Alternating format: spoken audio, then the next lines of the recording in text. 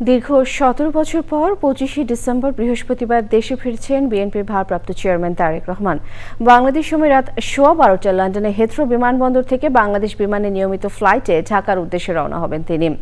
বেলা ১১:৫০ হযরত শাহজালাল আন্তর্জাতিক বিমানবন্দরে অবতরণ করবেন তারেক রহমান। দলের ভারপ্রাপ্ত চেয়ারম্যানকে রাজকীয় সংবর্ধনা দিতে প্রস্তুত নেতাকর্মীরা। রাহুল রায় রিপোর্ট। দীর্ঘ প্রতীক্ষার অবসান হতে যাচ্ছে বাংলাদেশ জাতীয়তাবাদী দল বিএনপির কর্মী সমর্থকদের। নানা জল্পনা কল্পনা শেষে নিজ দেশে ফিরছেন তাদের প্রিয় নেতা বিএনপির ভারপ্রাপ্ত চেয়ারম্যান তারেক রহমান। ২০০৭ সালে ১/১১ পট পরিবর্তনের পর গ্রেফতার হন তারেক রহমান। ২০০৮-এ কারাগার থেকে মুক্তি পেয়ে চিকিৎসার জন্য সপরিবারে যুক্তরাজ্যে যান তিনি। এরপর থেকে সেখানে অবস্থান করছিলেন তারেক রহমান।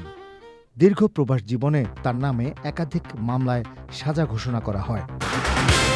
মামলাগুলো রাজনৈতিক উদ্দেশ্য প্রণোদিত ও ষড়যন্ত্রমূলক উল্লেখ করে লাগাতার প্রতিবাদ জানিয়ে আসছে বিএনপি।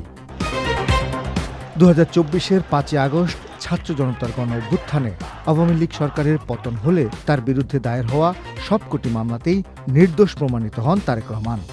সাজা বাতিলের মাধ্যমেই নিষ্পত্তি হয় ৩২টি মামলায়।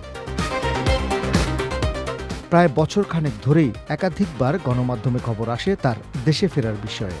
তবে সাবেক প্রধানমন্ত্রী ও বিএনপি চেয়ারপারসন বেগম খালেদা জিয়ার স্বাস্থ্য সংকটে তারেক রহমানের দেশে ফেরার বিষয়টি জোরালোভাবে আলোচনায় আসে। অবশেষে বৃহস্পতিবার বেলা ১২টায় দেড় যুগের নির্বাসিত জীবন শেষে দেশের মাটিতে পা রাখবেন তারেক রহমান। প্রায় দেড় যুগ পর তার স্বদেশ প্রত্যাবর্তন ঐতিহাসিক প্রত্যাবর্তন হতে যাচ্ছে। দলের পক্ষ থেকে জানানো হয়েছে, সারা দেশ থেকে অর্ধকোটিরও বেশি মানুষ রাজনীতিতে থাকবেন প্রিয় নেতাকে স্বাগত জানাতে।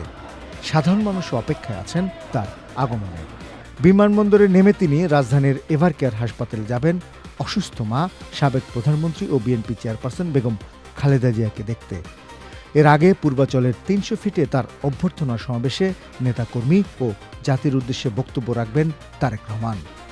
২৬শে ডিসেম্বর শুক্রবার বাদ জুম্মা শহীদ রাষ্ট্রপতি জিয়াউর রহমানের কবর জিয়ারত করবেন তিনি। সেখান থেকে মহান মুক্তিযুদ্ধের বীর শহীদদের প্রতি শ্রদ্ধা জানাতে জাতীয় স্মৃতিসৌধে যাবেন তারেক রহমান। পরদিন ২৭ ডিসেম্বর শনিবার ভোটার নিবন্ধন সম্পন্ন করতে নির্বাচন কমিশনে যাবেন বিএনপির ভারপ্রাপ্ত চেয়ারম্যান। সেখান থেকে শেরেবাংলা নগরে জুলাই যোদ্ধাদের দেখতে যাবেন তিনি। একই দিন তিনি শহীদ ওসমান বিন হাদির কবরও জিয়ারত করবেন। রাহুল রায়, চ্যানেল আই, ঢাকা।